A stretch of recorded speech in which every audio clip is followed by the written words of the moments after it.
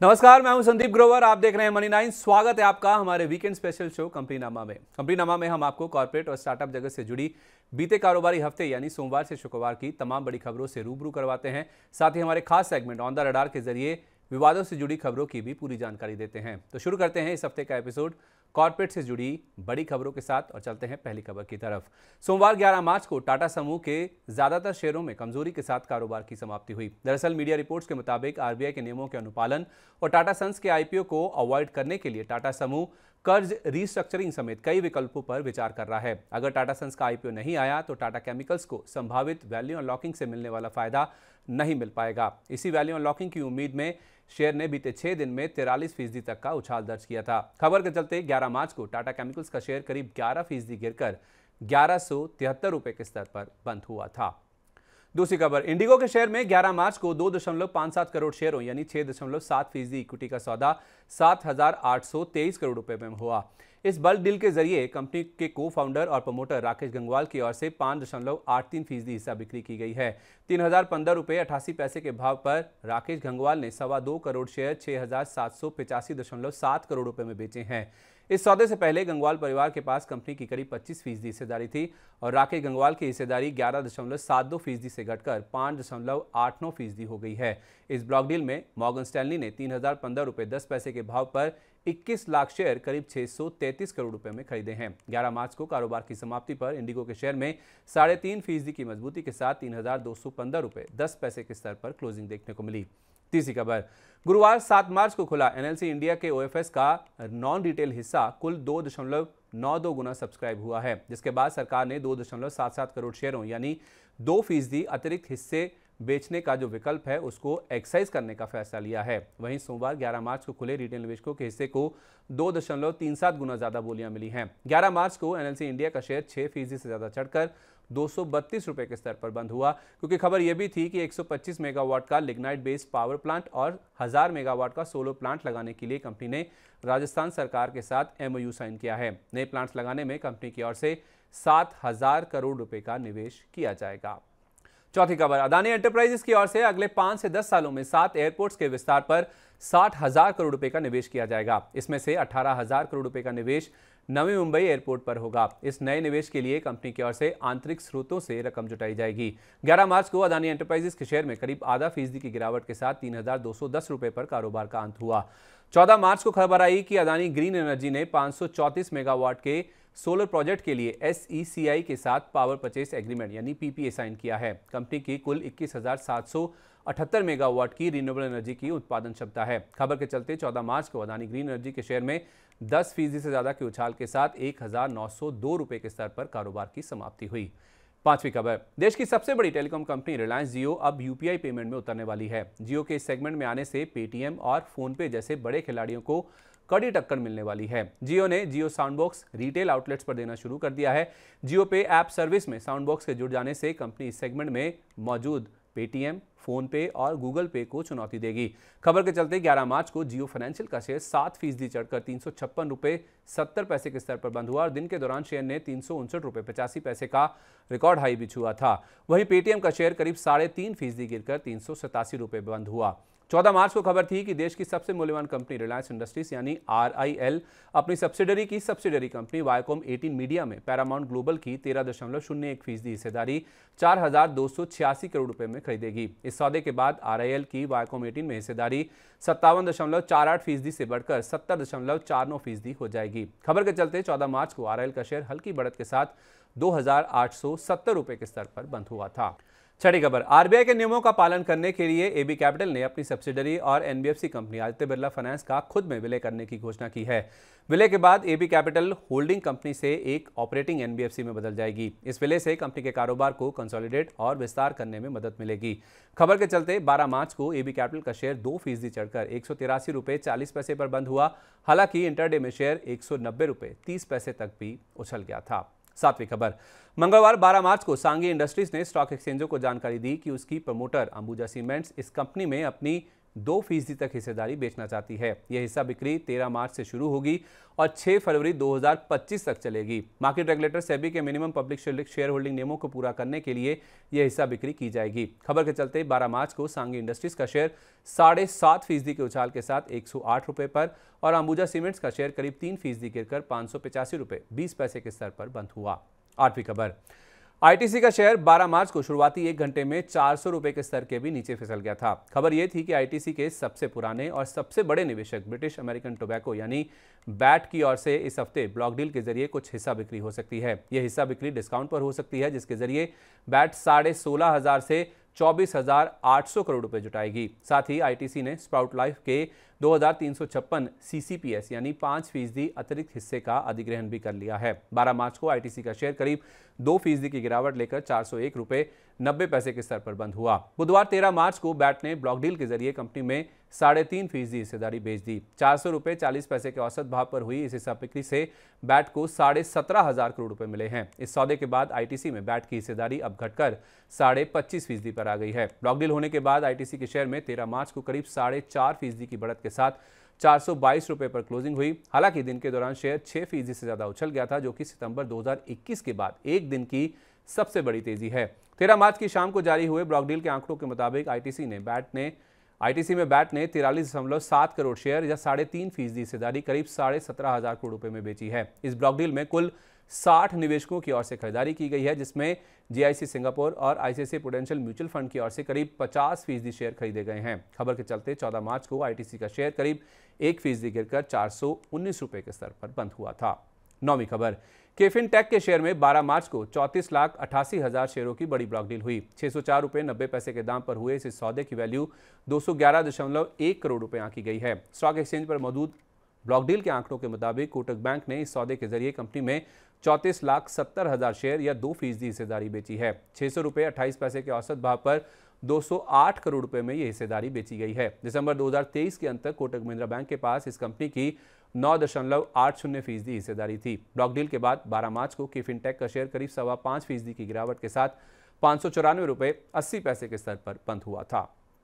10वीं खबर, C K Birla group की कंपनी एचआईएल लिमिटेड ने क्रेस्टिया पॉलिटेक के पूर्वी भारत में स्थित ब्रांड टॉपलाइन और उसकी 4 सब्सिडरी कंपनियों को खरीदने के लिए करार किया है। यह सौदा 265 करोड़ रुपए की एंटरप्राइज वैल्यू में पूरा किया जाएगा, जिसमें इक्विटी के साथ साथ कर्ज की रकम भी शामिल होती है। इस अधिग्रहण से एचआईएल लिमिटेड को पूर्वी भारत में विस्तार करने में मदद मिलेगी। खबर के चलते 12 मार्च को एचआईएल लिमिटेड के शेयर में करीब 4.25% की तेजी के साथ 2,790 रुपए के स्तर पर कारोबार की समाप्ति हुई।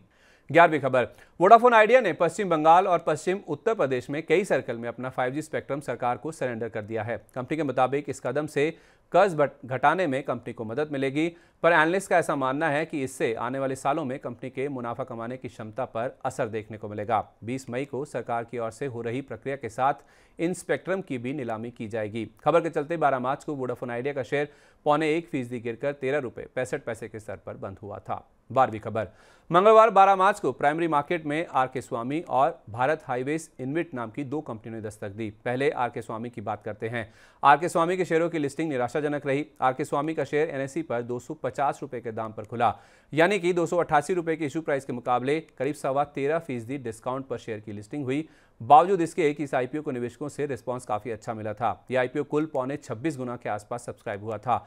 इस आईपीओ से कंपनी ने कुल 423.56 करोड़ रुपए की रकम जुटाई है। हालांकि कारोबार की समाप्ति पर यह शेयर 250 रुपए के ओपनिंग प्राइस से करीब 4.5% ऊपर 261 रुपए पर बंद हुआ, जो कि 288 रुपए के इशू प्राइस से 9.5% के डिस्काउंट पर है। अब बात करते हैं भारत हाईवेज इनविट की। भारत हाईवेज इनविट का शेयर एनएसई पर 101 रुपए 10 पैसे पर खुला, यानी कि 100 रुपए के इशू प्राइस के मुकाबले महज 1.1% के प्रीमियम पर लिस्टिंग हुई। इस आईपीओ को निवेशकों से रिस्पांस काफी अच्छा मिला था। यह आईपीओ कुल 7.25 गुना के आसपास भरा था। इस आईपीओ से कंपनी ने कुल 2,500 करोड़ रुपए की रकम जुटाई है। कारोबार की समाप्ति पर यह शेयर 101 रुपए 10 पैसे की ओपनिंग प्राइस से करीब 2% ऊपर 103 रुपए 10 पैसे के स्तर पर बंद हुआ, जो कि 100 रुपए के इशू प्राइस के मुकाबले करीब 3% के प्रीमियम पर है। 14वीं खबर, श्री सीमेंट ने रेडी मिक्स कंक्रीट यानी आरएमसी कारोबार में एंट्री लेने की घोषणा की है। असल में ये कंपनी स्टार क्रीट एलएलपी से मुंबई में 5 आरएमसी प्लांट्स को 33.5 करोड़ रुपए की रकम में खरीदने जा रही है। कंपनी ने कहा है कि वो ग्रीनफील्ड यानी नए आरएमसी प्लांट्स लगाने पर सक्रिय रूप से काम कर रही है और मार्च 2024 के अंत तक नया आरएमसी प्लांट शुरू करने का लक्ष्य लेकर चल रही है। खबर के चलते 13 मार्च को श्री सीमेंट का शेयर करीब 2.5% गिरकर 24,343 रुपए 70 पैसे के स्तर पर बंद हुआ था। 15वीं खबर, बुधवार 13 मार्च को जेजी केमिकल्स का शेयर की एनएसई पर 209 रुपए प्रति शेयर के भाव पर लिस्टिंग हुई, जो कि 221 रुपए के इशू प्राइस से करीब 5.5% के डिस्काउंट पर है। बावजूद इसके कि इस आईपीओ को निवेशकों से काफी अच्छा रिस्पांस मिला था। यह आईपीओ कुल 28.5 गुना के आसपास भरा था, जिसके जरिए इस कंपनी ने कुल 251.2 करोड़ रुपए की रकम जुटाई है। कारोबार की समाप्ति पर जेजी केमिकल्स का शेयर 209 रुपए के ओपनिंग प्राइस से करीब 12% नीचे 183 रुपए 70 पैसे पर बंद हुआ, जो कि 221 रुपए के इशू प्राइस से करीब 17% के डिस्काउंट पर है। 16वीं खबर, 14 मार्च को आईआरबी इंफ्रा के शेयर में 10% के ऊपरी सर्किट पर 56 रुपए के स्तर पर कारोबार की समाप्ति देखने को मिली। असल में इस कंपनी के बोर्ड ने अपनी निजी इन्वेट आईआरबी इंफ्रास्ट्रक्चर ट्रस्ट में फेरोवियल की सब्सिडरी सिंट्रा को 24% हिस्सा बिक्री की मंजूरी दे दी है। इस सौदे के बाद कंपनी अपने निजी इन्वेट की स्पॉन्सर और प्रोजेक्ट मैनेजर बनी रहेगी और कंपनी के पास इस इन्वेट में करीब 51% हिस्सेदारी होगी। 17वीं खबर, गुरुवार 14 मार्च को गोपाल स्नैक्स के शेयरों की सेकेंडरी मार्केट में लिस्टिंग हुई, जो कि निराशाजनक रही। 401 रुपए के इशू प्राइस के मुकाबले शेयर एनएसई पर 351 रुपए के भाव पर लिस्ट हुआ, यानी कि इशू प्राइस से 12.5% के डिस्काउंट पर लिस्टिंग हुई। बावजूद इसके कि इस आईपीओ को निवेशकों से ठीक ठाक रिस्पांस मिला था। यह आईपीओ कुल 9.5 गुना सब्सक्राइब हुआ था। हालांकि बाजार में रिकवरी के साथ शेयर में खरीदारी लौटी और कारोबार की समाप्ति 351 रुपए के ओपनिंग प्राइस से 4.25% ऊपर 365 रुपए 90 पैसे पर हुई, जो कि 401 रुपए के इशू प्राइस से 8.9% के डिस्काउंट पर है।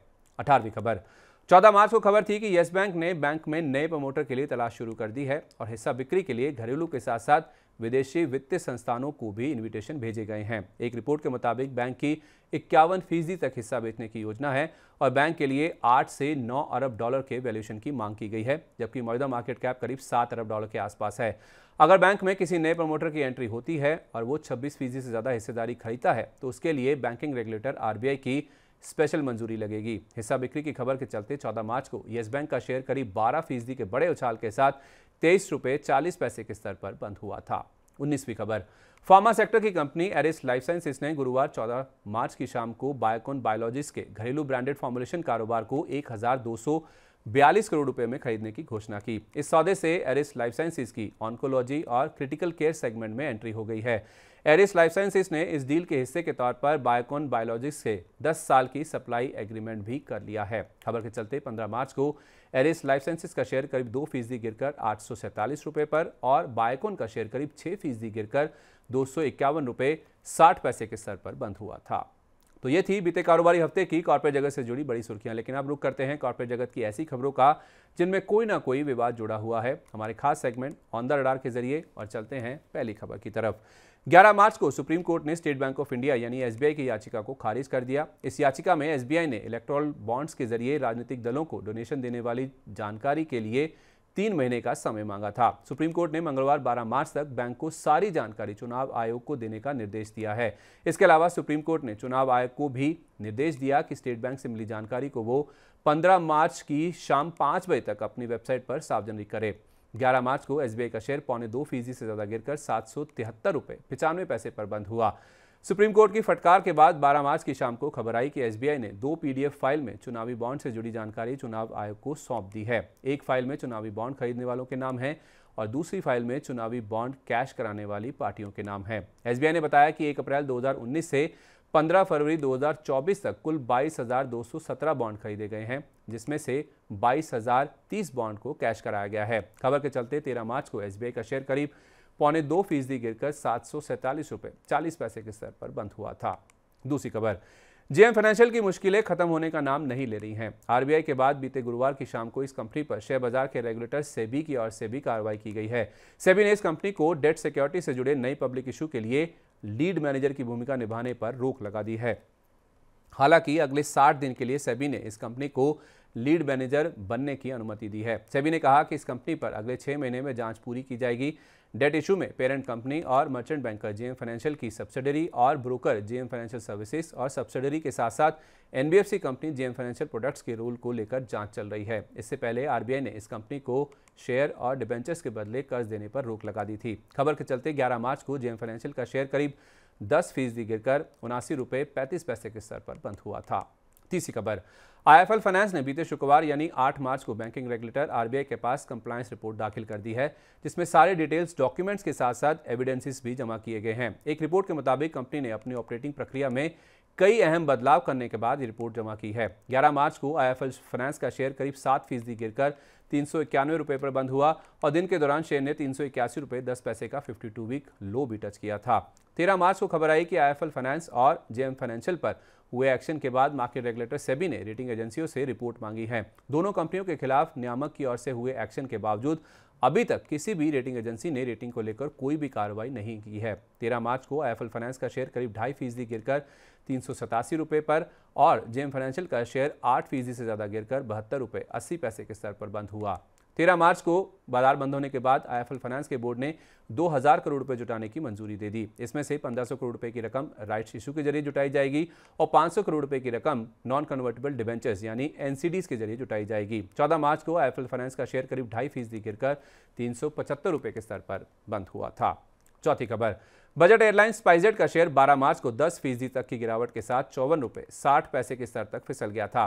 वजह है कंपनी के 2 बड़े अधिकारियों chief operating officer Arun Kashyap और chief commercial officer Shilpa Bhatia का इस्तीफा। इन दोनों अधिकारियों के जीवनसाथी की ओर से ऑपरेट की जा रही एयरलाइन सीरियस इंडिया का नाम हाईलाइट होने के बाद इन दोनों अधिकारियों ने ये कदम उठाया है।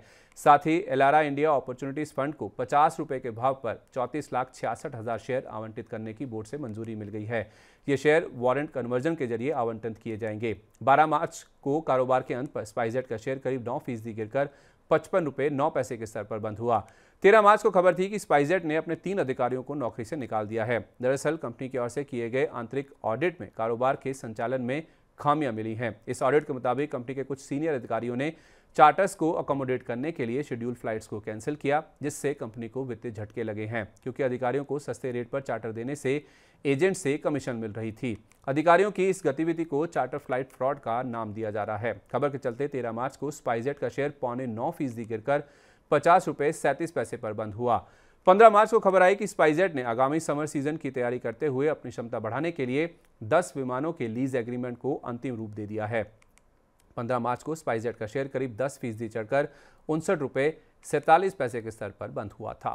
पांचवी खबर, डिजिटल लेंडिंग कंपनी पैसालो डिजिटल पर आरोप है कि वो ग्राहकों को दिए जाने वाले कर्ज के बदले 125% सालाना की दर से ब्याज वसूल रही है और कंपनी से कर्ज लेने वाले एक ग्राहक ने इसको लेकर दिल्ली हाईकोर्ट में शिकायत भी की है। ग्राहक का आरोप है कि मई 2019 में उसने कंपनी से 15.9 करोड़ रुपए का कर्जा लिया था और 1 महीने बाद वो कर्ज बढ़कर 23 करोड़ रुपए हो गया। इस मामले पर हाईकोर्ट ने सुनवाई के बाद 4 हफ्ते के अंदर कंपनी से जवाब देने को कहा है। हालांकि रिपोर्ट में यह भी कहा गया है कि हाईकोर्ट ने इस मामले पर शेयर बाजार रेगुलेटर सेबी और बैंकिंग रेगुलेटर आरबीआई से भी जवाब मांगा है। इस रिपोर्ट के बाद कंपनी ने अपनी सफाई में कहा कि उसके खिलाफ किसी भी रेगुलेटर को जांच के लिए नहीं कहा गया है। हालांकि खबर के चलते 12 मार्च को पैसालो डिजिटल का शेयर 20% के निचले सर्किट पर 139 रुपये 75 पैसे के स्तर पर बंद हुआ था। छठी खबर, जेट एयरवेज के कर समाधान के लिए सफल बोली लगाने वाले जालान कैलरो कंसोर्टियम यानी जेकेसी को जेट एयरवेज का मालिकाना हक मिलने जा रहा है। एनक्लेट ने अपने पुराने आदेश को बरकरार रखते हुए जेट एयरवेज का मालिकाना हक जेकेसी को देने का नया फैसला सुनाया है। साथ में बैंकों को निर्देश दिया है कि वो 90 दिन के अंदर मालिकाना हक ट्रांसफर करने की प्रक्रिया को पूरा करें। आपको बता दें कि एसबीआई की अगुवाई वाले बैंकों के कंसोर्टियम ने जेकेसी पर कर समाधान योजना को लागू करने के इरादे में कमी का आरोप लगाया था। एनक्लेट से जेकेसी को राहत मिलने से 12 मार्च को जेट एयरवेज का शेयर 5% के ऊपरी सर्किट पर 43 रुपये 5 पैसे के स्तर पर बंद हुआ। सातवीं खबर, फिनटेक कंपनी पेटीएम की पेरेंट कंपनी 197 कम्युनिकेशन को एनपीसीआई से थर्ड पार्टी एप्लीकेशन प्रोवाइडर यानी टीपीएपी लाइसेंस 15 मार्च से पहले मिलने की संभावना है। ये लाइसेंस मिलने से उपभोक्ता यूपीआई के जरिए पेटीएम से भुगतान को चालू रख सकेंगे। वहीं दूसरी ओर 15 मार्च के बाद पेटीएम पेमेंट्स बैंक को आरबीआई की ओर से अब कोई राहत नहीं मिलेगी। इसके अलावा रिजर्व बैंक की सख्ती के बाद म्यूचुअल फंड्स ने पेटीएम के शेयर में अपनी हिस्सेदारी में करीब 25% की कटौती की है। करीब 6 म्यूचुअल फंड्स ऐसे हैं जिन्होंने पेटीएम में अपना पूरा निवेश निकाल लिया है। खबर के चलते 13 मार्च को पेटीएम का शेयर दूसरे दिन लगातार 5% के निचले सर्किट पर 350 रुपये 95 पैसे के स्तर पर बंद हुआ। 14 मार्च की सुबह को खबर थी कि यूपीआई के लिए 4 निजी बैंकों के साथ करार किया जा सकता है। एनपीसीआई से थर्ड पार्टी ऐप प्रोवाइडर यानी टीपीएपी लाइसेंस मिलने के बाद पेटीएम यूपीआई के लिए एसबीआई, एचडीएफसी बैंक, एक्सिस और येस बैंक के साथ करार कर सकता है। पेटीएम पेमेंट्स बैंक का सिस्टम 15 मार्च के बाद भी चालू रहेगा और कस्टमर्स अपने खातों से पैसों की निकासी कर सकेंगे। 14 मार्च को पेटीएम का शेयर हल्की गिरावट के साथ 350 रुपये 65 पैसे के स्तर पर बंद हुआ। 14 मार्च की शाम को खबर आई कि एनपीसीआई से पेटीएम की पेरेंट कंपनी को थर्ड पार्टी ऐप प्रोवाइडर यानी टीपीएपी बनने की मंजूरी मिल गई है। एक्सिस, एचडीएफसी, एसबीआई और येस बैंक, ये 4 बैंक पेमेंट सिस्टम प्रोवाइडर होंगे। पर पेटीएम पेमेंट्स बैंक की अपनी कर्मचारी संख्या में करीब 20% कटौती करने की भी योजना है। 15 मार्च को पेटीएम का शेयर 5% के ऊपरी सर्किट पर 370 रुपये 70 पैसे के स्तर पर बंद हुआ था। 8वीं खबर, 12 मार्च की शाम को मार्केट रेगुलेटर सेबी ने वेदांता के खिलाफ ऑर्डर पारित किया, जिसमें कंपनी को केन यूके को 45 दिन के अंदर 77.6 करोड़ रुपए का भुगतान करने के लिए कहा गया है। डिविडेंड के भुगतान में देरी की वजह से सेबी ने यह आदेश जारी किया, जिसे अब ब्याज समेत भुगतान करने का आदेश आया है। साथ ही कंपनी के पूरे बोर्ड पर कैपिटल मार्केट में कारोबार पर रोक लगा दी गई है। खबर के चलते 13 मार्च को वेदांता का शेयर 7% से ज्यादा गिरकर 251 रुपये पर बंद हुआ। 14 मार्च को खबर आई कि केन यूके को डिविडेंड देने में देरी से जुड़े मामले में सेबी के ऑर्डर के खिलाफ कंपनी की अपील दाखिल करने की योजना है। कंपनी ने डिविडेंड को रोकने के इरादे से साफ इनकार कर दिया है। ये मामला वेदांता की ओर से केन एनर्जी पीएलसी की केन इंडिया में बड़ी हिस्सेदारी खरीदने से जुड़ा है, जिसके बाद केन एनर्जी पीएलसी के पास केन इंडिया की छोटी हिस्सेदारी बची हुई थी। खबर के चलते 14 मार्च को वेदांता का शेयर करीब 3.5% की बढ़त के साथ 260 रुपये 50 पैसे के स्तर पर बंद हुआ था। 9वीं खबर, फेडरल बैंक और साउथ इंडियन बैंक ने नए को ब्रांडेड क्रेडिट कार्ड जारी करने पर रोक लगा दी है। बैंकिंग रेगुलेटर आरबीआई की ओर से जारी दिशा निर्देश का अनुपालन करने तक इन बैंकों की ओर से इस सेगमेंट में नए ग्राहक नहीं जोड़े जाएंगे। फेडरल बैंक के मुताबिक कुछ खामियों को दूर करने के बाद नए कार्ड दोबारा जारी करने से पहले नियामक मंजूरी मांगी जाएगी। हालांकि बैंक की ओर से नॉन को ब्रांडेड क्रेडिट कार्ड्स की पेशकश जारी रहेगी। खबर के चलते 14 मार्च को फेडरल बैंक का शेयर करीब 1.25% गिरकर और साउथ इंडियन बैंक का शेयर करीब 4% गिरकर 27 रुपये 35 पैसे के स्तर पर बंद हुआ था। 10वीं खबर, एसबीआई ने पीसी ज्वेलर के वन टाइम सेटलमेंट प्रस्ताव को मंजूरी दे दी है। लंबे समय से ये कंपनी एसबीआई के साथ कोर्ट के बाहर समझौता करना चाह रही थी। इस कंपनी पर 3,400 करोड़ रुपए से ज्यादा का कर्ज है और फरवरी 2023 में कंपनी ने 3,466 करोड़ रुपए के कर्ज पर डिफॉल्ट कर दिया था। एसबीआई से राहत मिलने के चलते पीसी ज्वेलर के शेयर में 5% के ऊपरी सर्किट पर 61 रुपये 35 पैसे के स्तर पर कारोबार की समाप्ति देखने को मिली। तो कॉर्पोरेट जगत से जुड़ी इस हफ्ते की तमाम बड़ी खबरें हमने आपके सामने रख दी हैं। अब आगे बढ़ते हैं और बात करते हैं स्टार्टअप स्पेस की स्टार्टअप अपडेट में और चलते हैं पहली खबर की तरफ।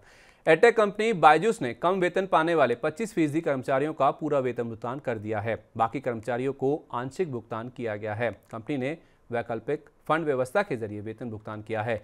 इससे पहले बायजूस के संस्थापक बायजू रविंद्रन ने कहा था कि कुछ निवेशकों के साथ कानूनी विवाद के चलते राइट्स इशू की राशि अलग खातों में बंद होने के कारण कंपनी अपने कर्मचारियों को वेतन नहीं दे पाएगी। साथ ही खबर यह भी थी कि कंपनी ने अपने ज्यादातर दफ्तर बंद कर दिए हैं और कर्मचारी वर्क फ्रॉम होम कर रहे हैं। 13 मार्च को खबर थी कि एडटेक कंपनी बायजूस ने अपनी सब्सिडरी कंपनी आकाश एजुकेशनल सर्विसेज लिमिटेड यानी एईएसएल के साथ प्रस्तावित मर्जर से जुड़ी याचिका को एनसीएलटी से वापस ले लिया है। बायजूस ने एईएसएल को 94 करोड़ डॉलर की रकम में खरीदा था और उसी समय दोनों कंपनियों के मर्जर की योजना भी तैयार की गई थी। इसके अलावा बीसीसीआई की ओर से बायजूस के खिलाफ दिवालिया प्रक्रिया शुरू करने से जुड़ी याचिका के मामले में एनसीएलटी की बेंगलुरु बेंच 20 मार्च को सुनवाई करेगी और सुनवाई के बाद फैसला भी सुनाया जा सकता है।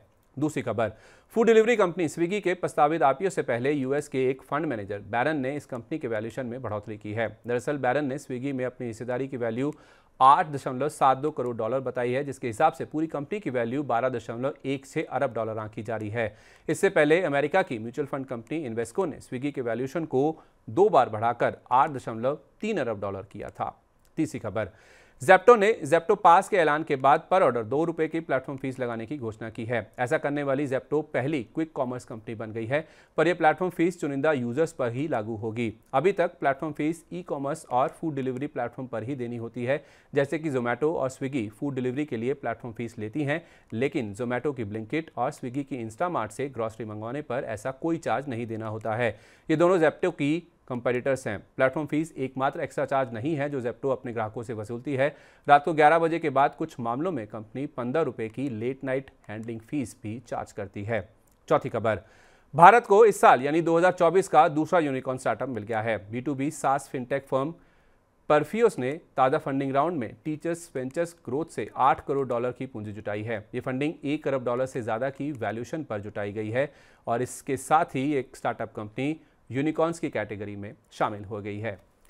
तो इसी के साथ कंपनीनामा के आज के एपिसोड में बस इतना ही। उम्मीद है आपको इस हफ्ते का एपिसोड भी अच्छा लगा होगा। इस हफ्ते के शो को लेकर आपकी क्या राय है हमारे साथ आप जरूर शेयर करें। तो अगले शनिवार की शाम को आपसे फिर मुलाकात होगी इसी समय नई खबरों के साथ। तब तक आप देखते रहिए मनी 9। और हाँ, विदा होने से पहले एक ज़रूरी बात, पर्सनल फाइनेंस और बिजनेस जगत से जुड़ी इस तरह की तमाम बड़ी खबरें पढ़ने, सुनने और उनसे जुड़े शो देखने के लिए मनी 9 के सुपर ऐप को तुरंत डाउनलोड कर लीजिए। समय हो गया आपसे इजाज़त लेने का। नमस्कार, शुभ रात्रि।